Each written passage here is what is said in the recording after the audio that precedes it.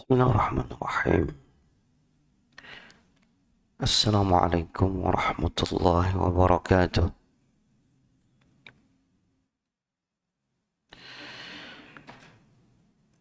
Alhamdulillahi rabbil alamin. Wa asyhadu an la ilaha illallah wahdahu la syarika lah. Wa asyhadu anna Muhammadan abduhu wa rasuluh. Sallallahu alaihi wa ala alihi wa ashabihi wa man tabi'ahum bi ihsanin ila yaumiddin. Amma ba'd. Ma'asyiral ikhwah jamaah salat subuh rahimani Allah wa iyyakum. Kembali sejenak melanjutkan telaah kita dari kitab Mukhtasar Zadil Ma'ad yang diringkaskan oleh Al-Imam Syekh Al-Islam Muhammad ibn Abdul Wahhab rahimahullah ta'ala. Ringkasan dari tulisan seorang alim rabbani, Al-Imam Ibnu Qayyim rahimahullah ta'ala. Kali ini insyaallah kita memasuki pembahasan yang baru di pasal berikutnya di halaman 12 dari cetakan yang ada tentang faslun fi hadihi sallallahu alaihi wasallam fil wudu'.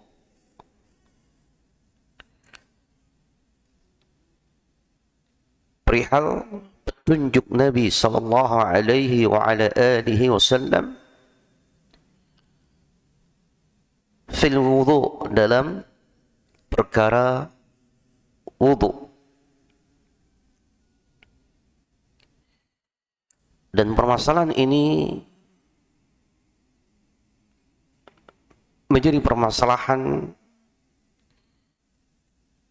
fiqih yang pertama yang diulas oleh Al-Imam Ibnu Qayyim dan dirangkumkan, diringkaskan oleh Syekhul Islam Muhammad ibn Abdul Wahhab rahimahullah ta'ala setelah beliau mengingatkan kepada kita di pembahasan berikutnya tentang kesempurnaan, keindahan dan kesucian syariat yang diturunkan kepada baginda Nabi Muhammad sallallahu alaihi wa ala alihi wasallam. Tidak ada bagian yang Allah turunkan dalam syariat ini kecuali kebaikan secara mutlak. Dilihat dari semua sisi, maka kesempurnaan, keberkahan, dan bahkan keindahan. Sebagaimana beliau menguraikan untuk kita, di saat Allah subhanahu wa ta'ala adalah zat yang maha baik, maka tidak akan mungkin Allah subhanahu wa ta'ala memerintahkan, mengajarkan kecuali hal itu pasti baik. Maka dalam menghadapi semua kebaikan yang merupakan anugerah Allah Subhanahu wa taala, wajib atas kita untuk mengetahui, mengenalinya dengan pengenalan yang maksimal. Sebagaimana telah Allah perintahkan untuk kita. Fattaqullaha mastata'tum. Allah perintahkan kepada kita untuk bertakwa kepada Allah dengan kemampuan yang ada pada kita, dengan kita mengerahkan kemampuan yang ada pada kita. Sehingga semakin baik pengenalan kita kepada agama, akan semakin baik pula warna penghambaan kita kepada Allah Subhanahu wa taala. Akan semakin baik pula warna penghambaan kita kepada Allah Subhanahu wa taala. Lain halnya ketika seorang mencukupkan kiranya stuck dalam belajar, maka akan pasti ada ketimpangan dalam warna penghambaan kita kepada Allah Subhanahu wa taala. Kalaulah kiranya kita melihat para salaf dengan wasiat-wasiat mereka untuk belajar agama, sungguh kita lihat pada diri kita teramat sangat kurang dalam mengkaji ilmu agama. Dulu para tulabul ilm yang kiranya mewakafkan kehidupannya untuk belajar, katakan demikian, itu minimalnya dalam 1 tahun 12 bulan sebagai rutinitas mereka, mereka harus menyelesaikan fikih secara utuh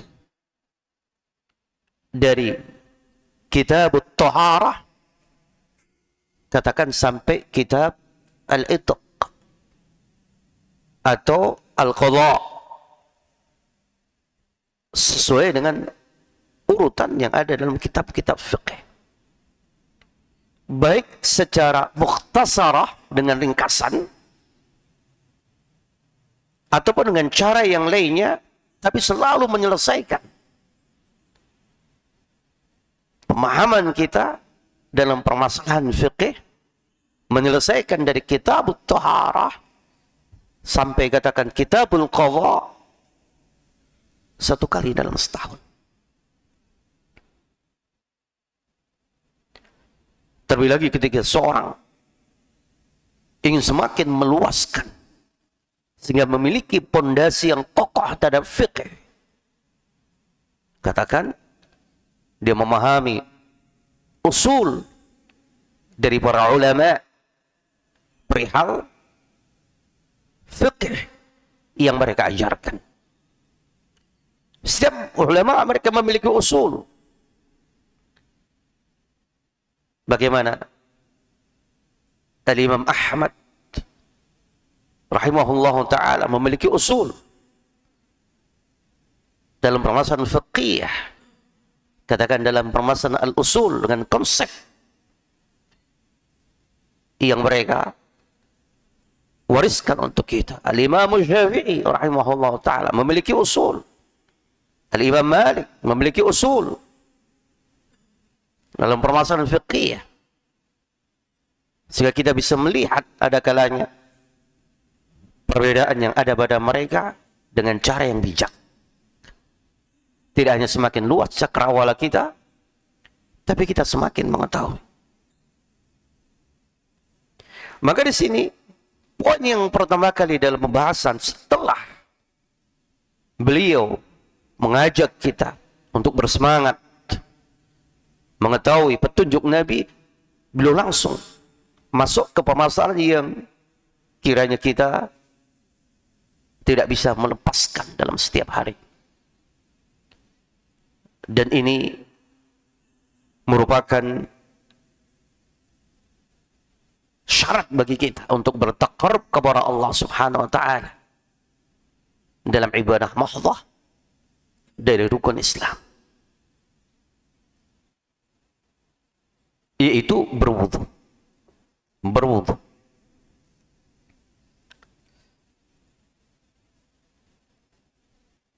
Ini sangat perlu bagi kita untuk memperhatikan bagaimana berwudu. Coba dalam surat Al-Maidah ayat yang ke-6. Allah Subhanahu wa taala ketika memerintahkan berwudu dengan cara yang baik, Allah mengawalinya dengan menyatakan, ya ayyuhalladzina amanu idza qumtum ila sholati faghsilu wujuhakum, sampai terakhir.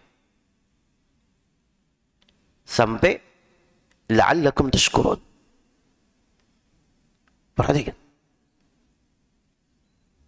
Allah mengawali dengan seruan, wahai orang-orang yang beriman. Karena mereka lah yang mengejar dan berjuang untuk mengejar kebaikan. Bagaimana bisa meraih kiranya keutuhan dan puncaknya kesempurnaan dari sebuah ibadah. Dan itu perjuangan tentunya. Maka dalam hadis yang diriwayatkan oleh Imam Ibnu Majah, disahihkan oleh Syekh Albani rahimahullah taala, Nabi bersabda, la yuhafidhu 'ala al-wudu'i illa al-mu'min, kata Nabi. Tidaklah seorang itu menjaga wudu kecuali orang yang beriman. Menjaga di seluruh maknanya. Bahkan tidak hanya menjaga perihal kaifiyahnya, tapi menjaga sebagai bagian yang dia berupaya tidak melepaskan kondisi fisiknya kecuali dalam keadaan suci. Dia berupaya untuk berwudu, sholat ataupun tidak sholat, menjaga kesuciannya, selalu berwudu. Sebagaimana ia diingatkan, la yuhafidhu 'ala al-wudu' illa al-mu'min. Keutamaannya demikian banyak orang yang menjaga wudu di setiap saat. Ini merupakan bagian upaya kita untuk menjaga diri kita. Dan melihat dari sisi manapun wudu itu indah. Sehingga ada kalanya orang membahas wudu dari sisi syariah, dari sisi tathhirul qulub, dari sisi fisik, yang mana tubuh kita selalu kita basuh, dari sisi alam, karena dalam berwudu, katakan dalam bahasa kita mungkin ekologi, yang seorang tidak melampaui batas dalam menggunakan air. Sampai Nabi sallallahu alaihi wasallam mengingat dalam hadis yang sahih, akan ada di antara kaumku yang mereka itu ya'taduna fil wudu. Mereka melampaui batas dalam berwudu. Melampaui batas. Bagaimana tidak melampaui batas? Cara menggunakan air. Tidak memiliki takaran yang jelas. Tidak ada upaya. Coba sekali waktu untuk menakar.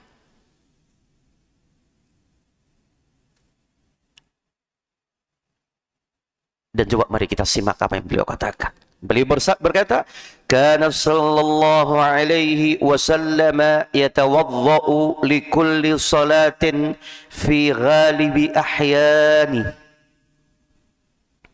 Nabi sallallahu alaihi wasallam itu senantiasa berwudu di setiap salat. Dan itu yang dominan. Berwudu itu ada dua keadaan secara ringkas. Berwudu karena ingin bersuci ketika sudah batal, atau kiranya tajdidul wudu, memperbarui wudu. Dan di sini Nabi sallallahu alaihi wasallam ada kalanya itu berwudu di setiap salat. Dan di sana para ulama juga menyebutkan hikmahnya. Ketika orang berwudu di setiap salat akan lebih menyegarkan secara fisik. Dan tentunya kalau kita membaca hadis tentang keutamaan wudu, motivasi yang sempurna. Motivasi yang sempurna. Bagaimana keluarnya dosa. Seperti yang disabdakan oleh Nabi dengan sangat terperinci ketika seorang mencuci tangannya, berkumur, melakukan al-istinsyaq, al-istinthar, membasuh kepalanya, bagaimana ketika air itu menetes dari wajahnya, dari janggutnya, mulai saghair, dosa-dosa kecil itu berjatuhan. Subhanallah. Banyak tentunya. Baik. Wa rubbama shalla salawati biwudhu'in wahid. Ada kalanya pula beliau menunaikan beberapa salat dengan satu kali wudhu. Ada kalanya demikian. Melakukan salat dengan satu kali wudhu. Masya Allah. Ini bukti bahwa Nabi Sallallahu Alaihi Wasallam itu menjaga kesucian. Jika beliau mampu menjaga salat dan beberapa salat dengan satu wudhu, kondisinya beliau sangat menjaga taharah. Terlebih lagi ketika Nabi Sallallahu Alaihi Wasallam menunaikan salat, maka beliau berupaya menyempurnakan semua sisi yang akan tertunaikan salat itu sebaik mungkin, seindah mungkin, sesempurna mungkin dari semua sisi. Karena demikian Allah ingatkan. Allah ingatkan, khudhu zinatakum inda kulli masjidin.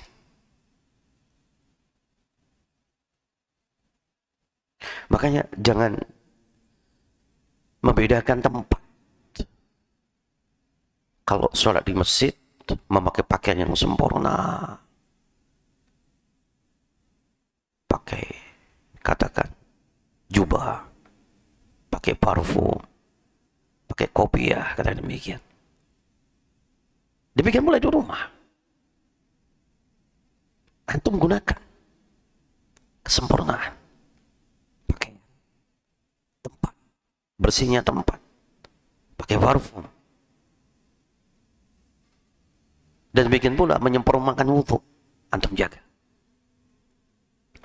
Kemudian kata beliau, wa kana yatawaddau bil muddi taratan wa bi thuluthaihi taratan wa bi azzat minhu taratan. Dan Nabi sallallahu alaihi wasallam ada kalanya berwudu bil mudd, dengan satu mud. Berapa satu mud? Satu genggam. Takarannya ada yang menakar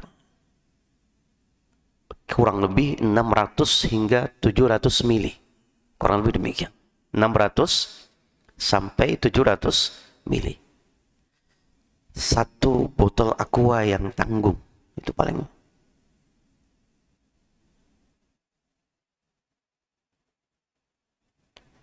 atau satu gayung.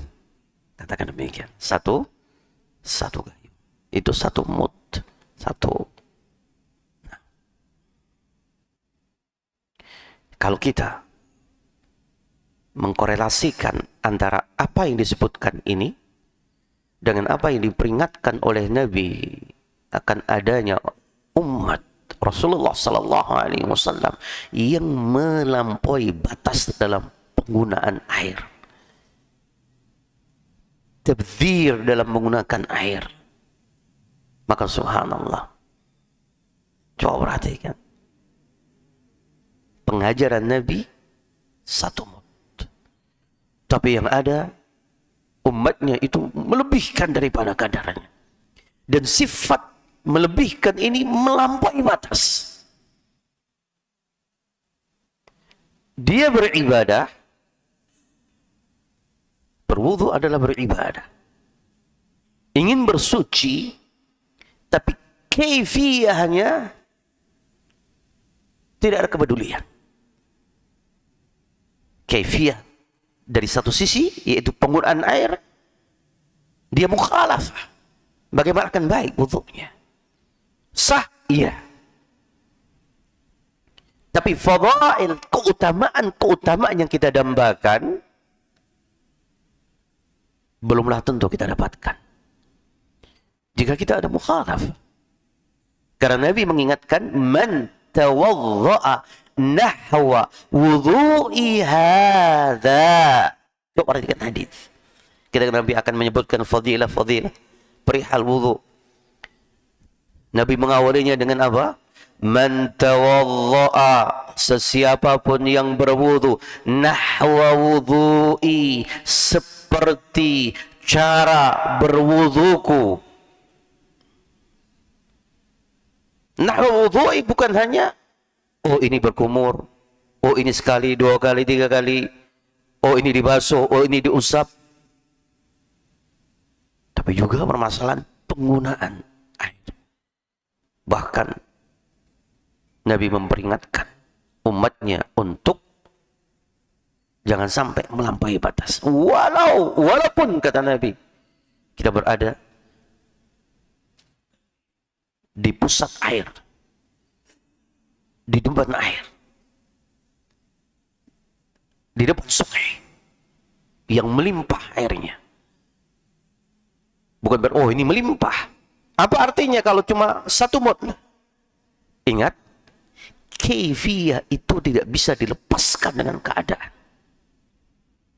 Kaifiyah, kaifiyah dalam berwudu itu tidak bisa dirubah. Baku. Walaupun air melimpah, walaupun antum berada di sumber air, oh berarti boleh kita mubadzir wudu, berkumurnya dengan satu mud, umpamanya.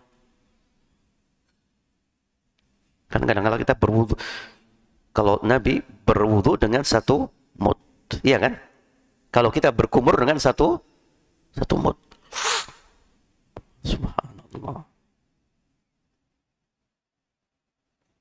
Kita ini banyak pelanggaran dalam wudu kita. Dan kata para ulama, pengaruhnya juga dalam salat. Pengaruhnya juga dalam salat. Bagaimana akan dikatakan baik? Atau asbab. Bahkan sebagian para ulama, Syekh Abdul Salam Asy-Syu'air, hafizahullah ta'ala, itu sampai mengkaitkan perkara khusyuk dalam salat dengan tata cara berwudu secara baik dan benar. Sampai mengkaitkan. Makanya dengan menggunakan air yang dibatasi dengan apa yang disebutkan dalam hadis, kata para hikmahnya itu banyak. Bahkan bisa menjadi terapi, kata para ulama, bisa menjadi obat. Terapi siapa? Terapi yang mereka tukang was-was dalam berwudu. Kata para ulama, paksakan, cukup air ini. Jadi bukan selesai berwudu sebagaimana mandi besar, basah semuanya. Nah, terapi was-was, paksa gunakan cara seperti itu. Sampai demikian kata para ulama. Apalagi hikmah yang lainnya ketika orang airnya itu terbatas, dia akan maksimal di dalam penggunaan air, meratakan, memijat, jangan sampai tersisa air yang dikit, harus rata. Dia gunakan.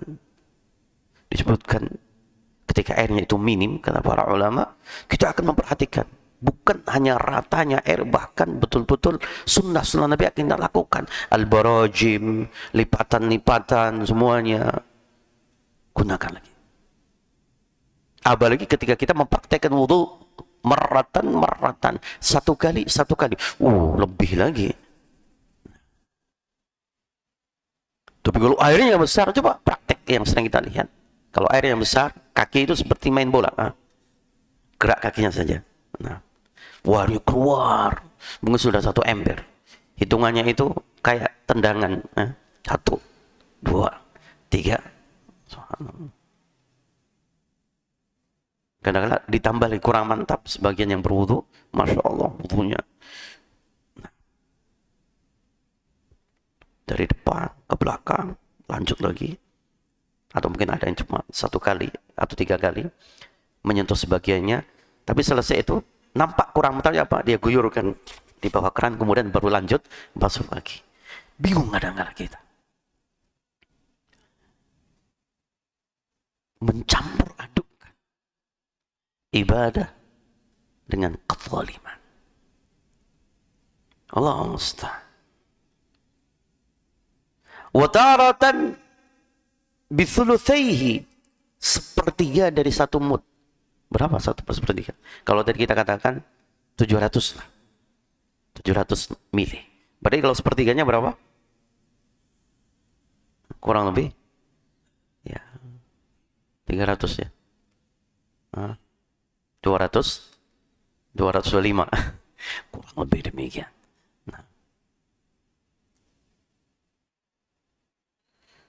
Wa bi azzada minhu taratan, atau ada yang lebih sedikit daripada 1 mod. Masya Allah. Wa kana min aisarin nasi sabban lima'il wudu'i wa yuhadziru ummatahu minal israfi fihi. Wa kana, dan adalah Nabi sallallahu alaihi wasallam adalah sosok yang paling memudahkan dalam menuangkan air tatkala wudu, tidak melampaui batas. Sederhana, tapi apa yang diperintahkan dalam Al-Quran sempurna dan beliau contohkan. Faghsilu wujuhakum, dicuci mukanya, bukan membasuh muka. Ini kan kita punya lipatan-lipatan. Ini juga barajim.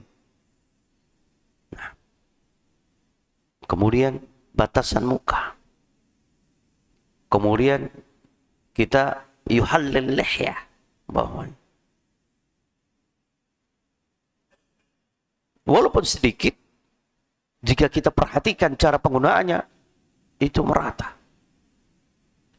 Sampai dikatakan Al-Imam Ahmad itu ada kalanya wudu, seakan-akan buminya itu tidak basah. Saking ngiritnya air. Ketika beliau berwudu, itu seperti, berarti bukan tidak ada air. Itu nggak ada sisanya. Wudu atau tidak? Kalau kita mandi besar atau mandi kecil mungkin. Selesai wudu. 1 ember ada kalanya nggak cukup.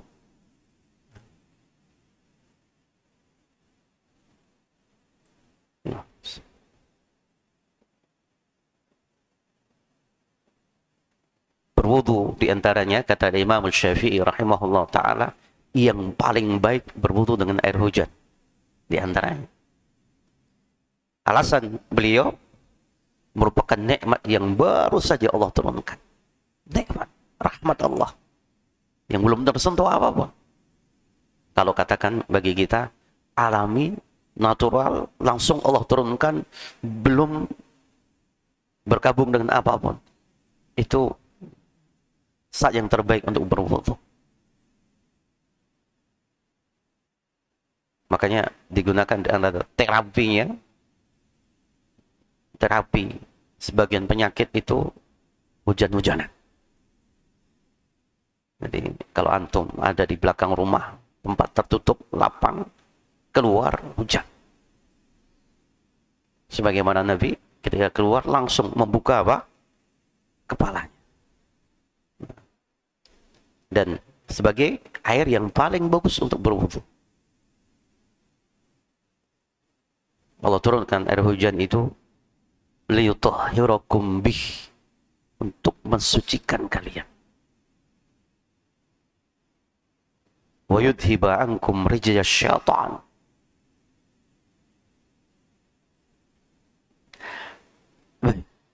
Wa yuhadziru ummatahu, dan beliau memperingatkan umatnya, kita semuanya, minal israfi fihi, dari melampaui batas, fihi, di dalam penggunaan air tatkala berwudu.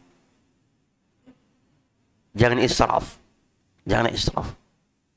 Bukan karena air hujan sama-sama turun di tanah juga. Kalau kita kumurkan, kita buang juga ke tanah, jangan seperti itu. Tetap kaifiyah tidak bisa dirubah. Ajaran itu baku. Syariat itu baku, ingat. Ketentuan jangan masuk logika kita. Berdalih al-hukmu yaduru ma'al illah, hukum itu berjalan sesuai dengan illah, dengan alasan.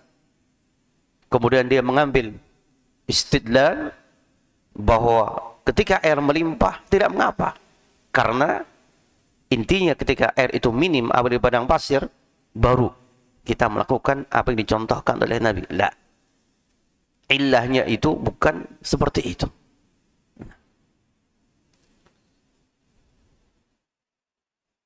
Yang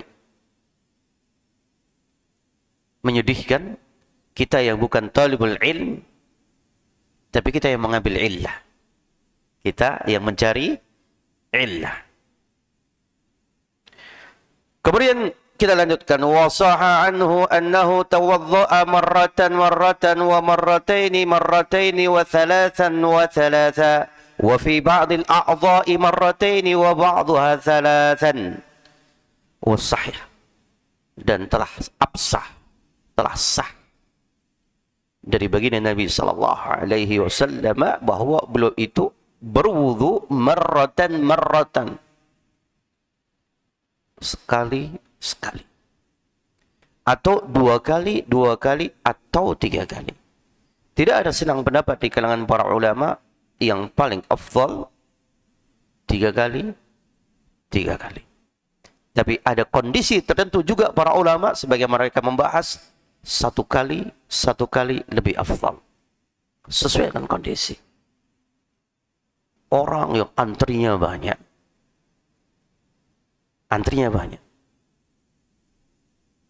kalau kita menyempurnakan, akan menunda keterlambatan mereka atau jamaah mereka. Ya sekali-sekali. Kalau tahu orang antri, jangan tiga kali. Bisa jadi sekali itu lebih afdal kata para ulama.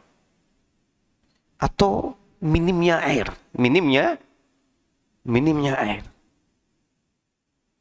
Yang tidak banyak. Di saat kekeringan, di saat kondisi tertentu. Disebut oleh para ulama. Jangan memaksakan, mantepnya itu kalau tiga kali.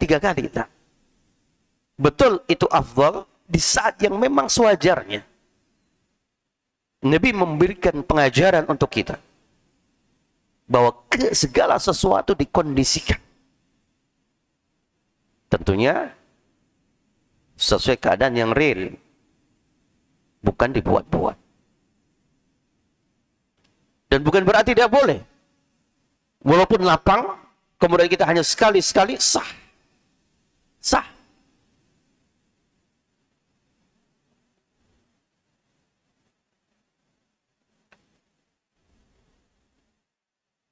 Ada kalanya wa fi ba'dil a'dha'i marrataini wa ba'dha thalathan. Ada kalanya sebagian anggota tubuh dibasuh 2 kali, sebagian yang lainnya 3 kali. Boleh juga.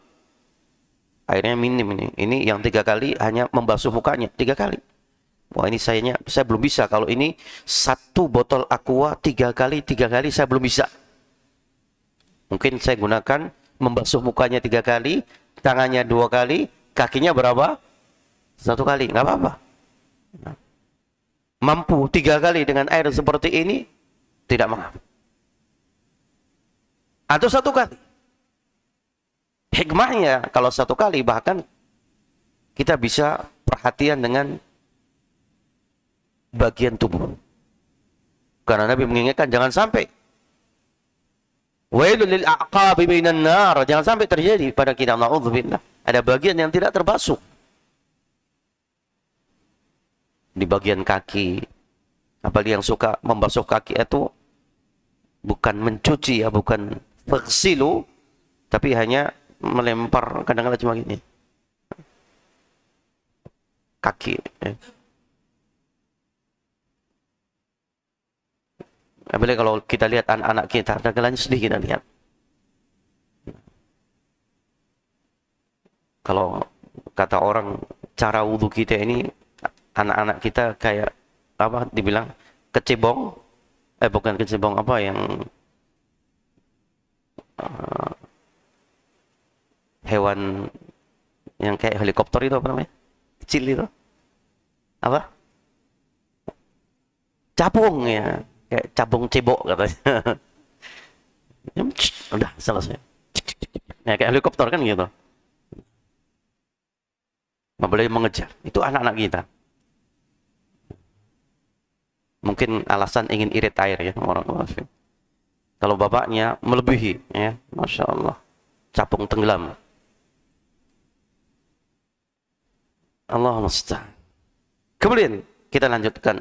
Wa kana yatamadmadu wa yastanshiqu bi ghirfatin wa taratan bi ghirfataini wa taratan bi thalathin.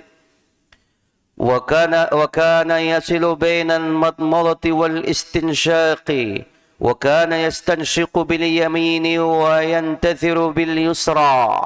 Masya Allah, lengkap. Walaupun di sini ringkasan, tapi Masya Allah, Nabi itu yatamadmad wa yastanshiq bighirfah. Nabi ketika berkumur dan memasukkan air di hidung itu dengan satu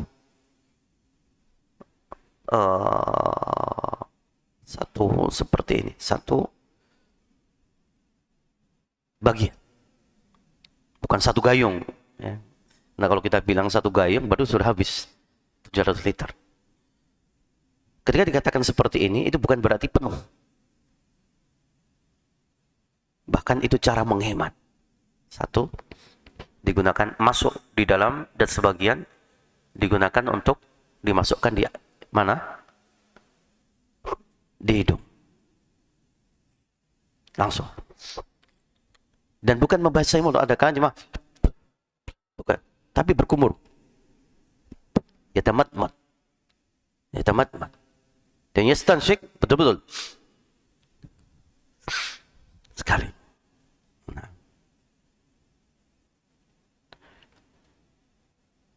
Ada kalanya dengan beliau lakukan 2 kali, 3 kali, sesuai dengan cara wudhu yang diajarkan oleh Nabi.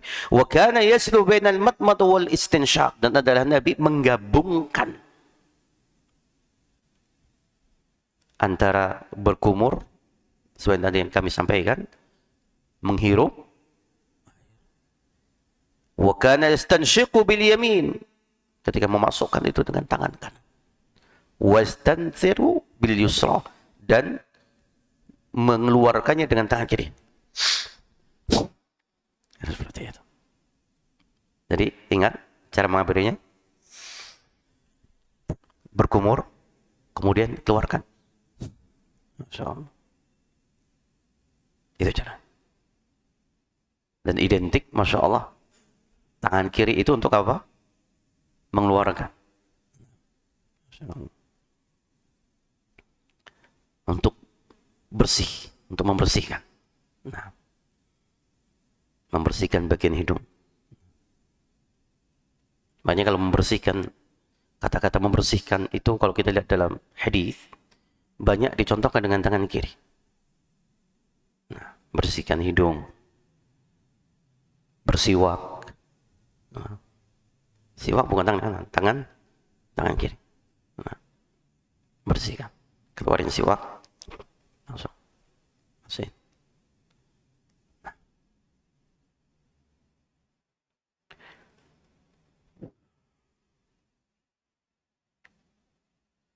Kemudian wa kana yamsahu ra'sahu kullahu wa taratan yuqbilu bi yadayhi wa yudbiru bihima.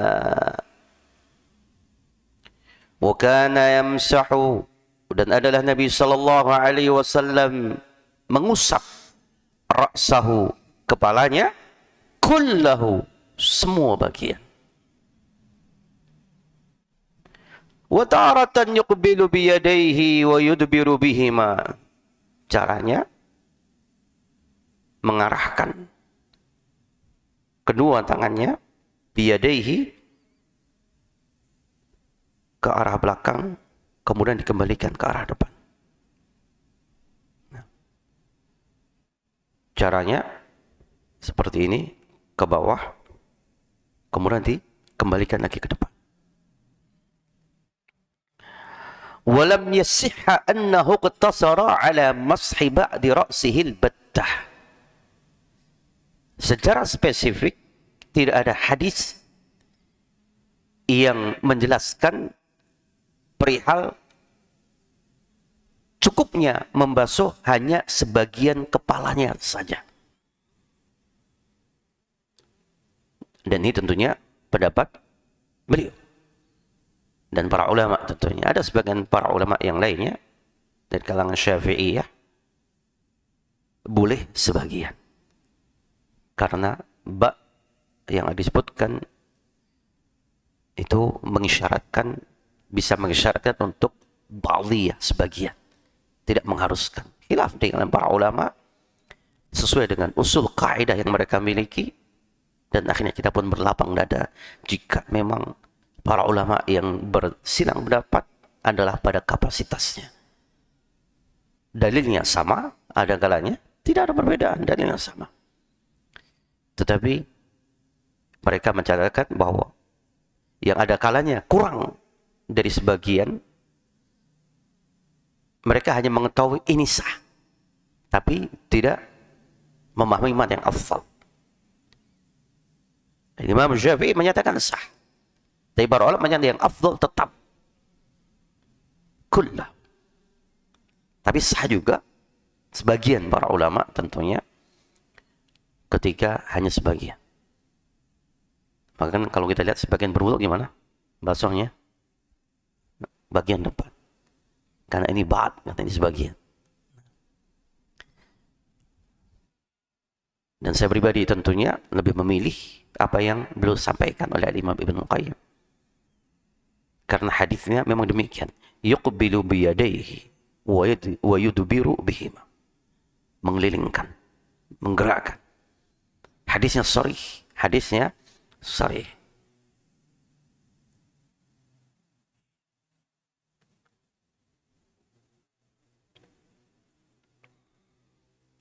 Kemudian kata beliau, lakin kana idza masaha ala nasiyatihi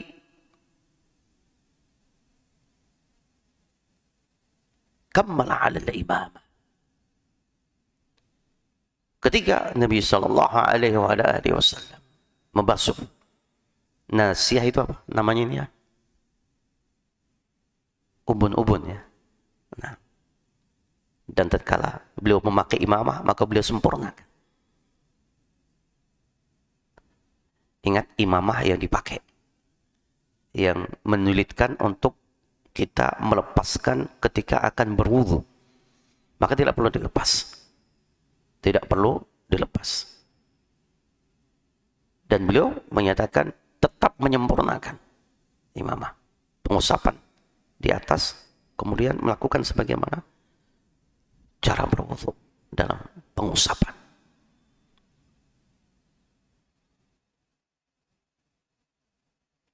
Kemudian berikutnya, walam yatawadda illa tamatmada wastanshaqa.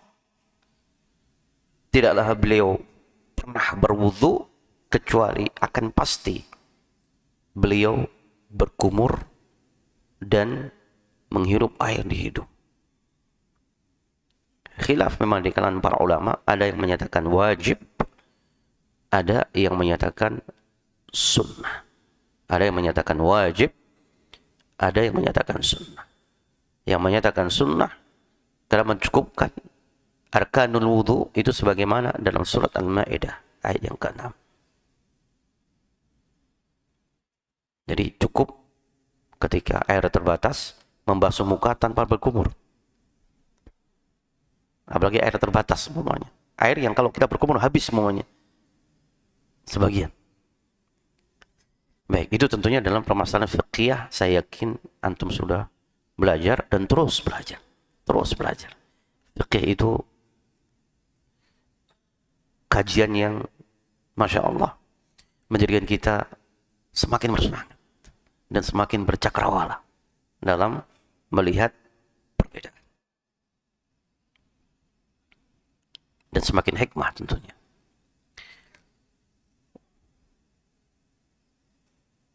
Walam yuhfad anhu annahu akhalla bihima marratan wahidatan. Tidak tersebutkan, terjaga sebuah riwayat. Artinya tidak ada satupun riwayat yang menunjukkan bahwa beliau pernah meninggalkan walaupun sekali, yaitu berkumur dan istinsyaq. Artinya beliau, Al-Imam Ibnul Qayyim, berpendapat bahwa tamatmud dan istinsyaq hukumnya wajib. Hukumnya wajib. Dan para ulama menyingkap hikmah, khususnya perihal menghirup air. Itu subhanallah, banyak hikmahnya. Bahkan syaitan itu juga, apalagi orang yang tertidur, di antaranya bersembunyi di mana? Di tempat yang paling kotor, yang paling nampak itu hidung. Jadi kita bersihkan dengan cara sehari minimal 5 kali kita istinsyaq, bersih. Banyak orang yang menyebutkan hikmahnya. Ada yang bilang menyegarkan tubuh, ada yang menguatkan saraf-saraf yang ada di otak sehingga kuat, membantu kuat hafalan, dan yang lainnya. Hikmah yang bisa jadi benar, bisa jadi katakan salah. Tapi lepas daripada itu semuanya, istinsyaq hikmahnya banyak, manfaatnya banyak. Minimalnya membersihkan, kalau secara fisik membersihkan hidung, Masya Allah. Kecuali jika di bulan atau di waktu puasa, maka istinsyaqnya jangan sampai terlalu dalam sehingga bisa masuk kemana? Masuk ke tenggorokan. Yang artinya pula yubalik fil istinsyaq itu sunnah atau suatu yang dianjurkan. Kalau bisa lebih mendalam, lebih baik. Akan lebih membersihkan lagi. Kalau memasukkan, menghirupnya wajib. Sampai lebih dalam lagi, Masya Allah, kalau mampu. Sehingga semakin bersih. Sehingga selesai wudhu itu fresh. Terasa memang agak bagaimana, tapi apa? Hilang ngantuknya. Hilang ngantuknya. Makanya kalau ingin hilang ngantuknya, di antara dengan berwudu dan wudunya benar. Di antaranya perhatikan istinsyaqnya. Nah. Baik. Wa qad sarraha al-Imam Ibnu Qayyim fi aktsar min mawdhi'in min kutubihi, untuk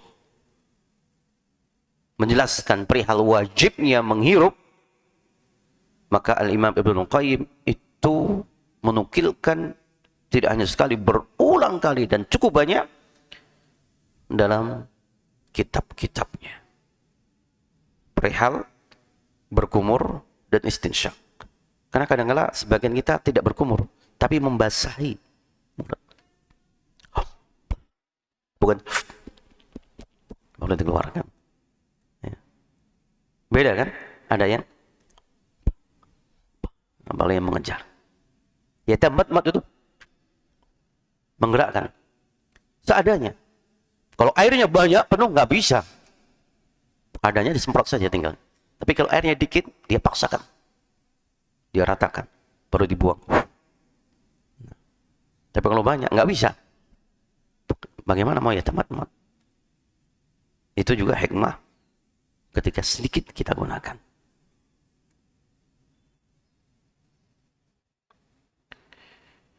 Biwujubil matmadhi wal istinsyaq. Beliau nukilkan perihal wajibnya berkumur dan memasukkan air di hidung. Wa kadzalikal wudu'i murattaban mutawaliyan wa lam yuqil bihi marratan wahidatan. Apalagi perihal bagaimana berwudu dengan cara tertib dan berurutan. Dengan cara tertib dan berurutan. Maka tidak pernah beliau mengurangi atau menyalahi ketentuan walaupun hanya sekali. Menyatakan boleh umpamanya la. Kemudian wa kana yaghsilu rijlaihi idza lam yakuna fi jawrabaini aw khuffaini wa yamsahu udhunayhi ma'a ra'sihi dhahirahuma wa batinahuma. Wa kana yaghsilu rijlaihi, dan Nabi sallallahu alaihi wasallam mencuci, perhatikan, bukan membasuh, tapi apa?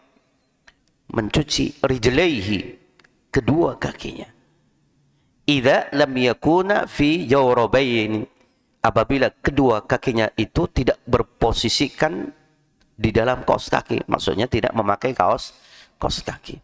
Kalau dia memakai kaos kaki dalam keadaan sudah berwudu, kemudian batal, ingin berwudu lagi, yang sunnah jangan dilepas kaos kakinya. Cukup dia apa? Diusap. Cukup diusap. Tidak perlu dicuci. Tapi kebiasaan kita orang Indonesia itu punya fikih yang bukan fikih. Fikih sendiri artinya enggak mantap, kurang mantap, kurang yakin, kurang Masya Allah. Jadi kalau enggak mencuci itu enggak mantap. Punya alasan, apa sih beratnya? Ada kena demikian. Sebagaimana orang disunahkan qasar ketika safar, tenaga ada, fisik kuat. Kok 4 dijadikan 2? Saya masih sanggup untuk 4. Enggak mantap. Nah, enggak mantap. Pelajaran jamak dan qasar itu mungkin dari kita kecil SD. Tapi yang mempraktekkan minim sekali. Kalau kita berhenti di rest area, sholat, kita qasar, semua orang bingung. Kita bilang, kita mau qasar, langsung menyingkir. Hampir nggak ada yang qasar kadang-kadang. Bingung, ini mungkin mereka melihat ini sholatnya aneh, kok cuma 2 rakaat. Apalagi antum berwudu 1 kali ketika safar, melihat antrian orang, air terbatas, semuanya wudu cuma sekali. Wah, ini aneh lagi.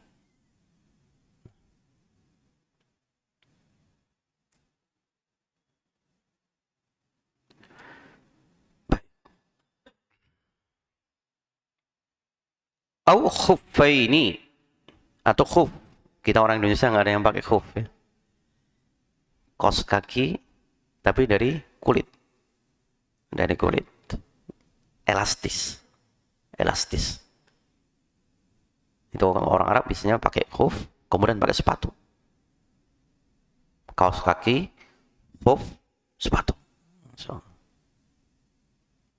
Apalagi musim dingin.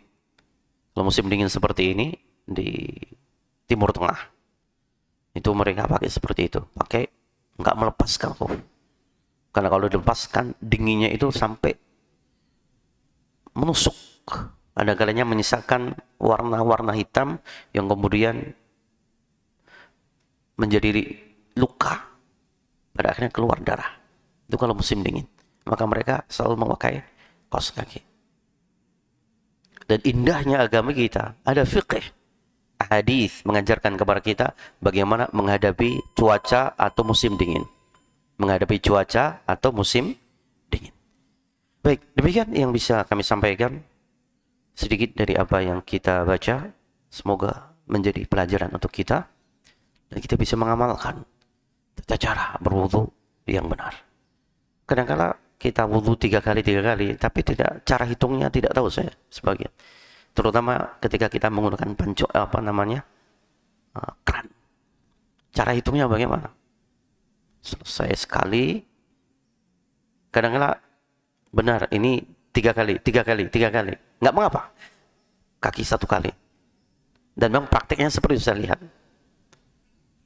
Semua 3 kali kecuali kakinya, karena kakinya basuhnya sekali.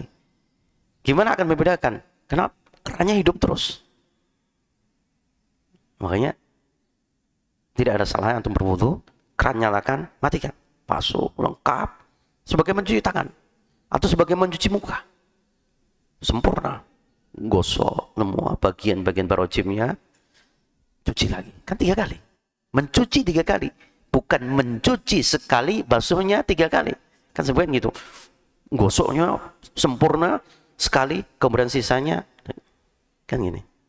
Itu berarti setengah mencuci, setengah membasuh. Ya. Baik, ini yang bisa kita sampaikan. Subhanakallahumma wa bihamdika asyhadu an la ilaha illa anta astaghfiruka wa atubu ilaik. Assalamualaikum warahmatullahi wabarakatuh.